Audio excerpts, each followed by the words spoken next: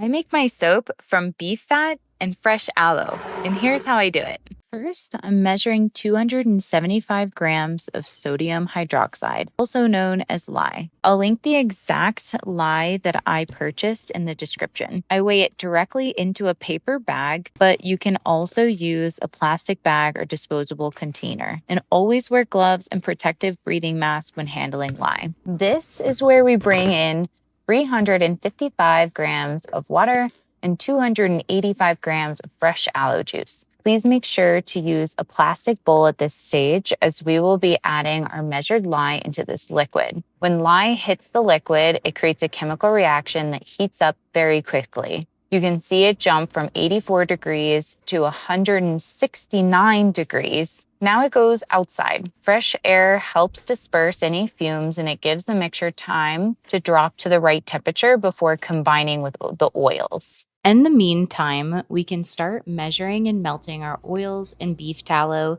in a large stainless steel pot. It's important to use stainless steel to avoid the lye later eroding the material, creating a chemical reaction such as with other materials like aluminum. Allow both the lye liquid solution and the fats to cool before combining. Both the oils and the lye solution should be within 10 degrees of each other, ideally between 95 and 110 degrees Fahrenheit. If one is significantly hotter than the other, it can shock the mixture, accelerate trace, or even cause separation. Keeping them in the same range helps create a smooth, stable emulsification and a consistent final soap bar. Using an immersion blender, blend until you reach trace, which is when the mixture thickens and leaves a visible trail.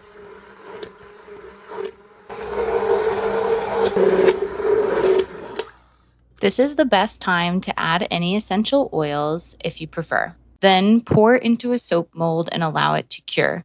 Curing takes several weeks, sometimes longer depending on your climate.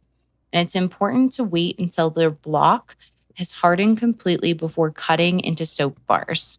If you found this video helpful, please like and subscribe for more holistic staples videos. And if you're interested in learning more natural skincare recipes, comment below and let me know what you'd like to see next.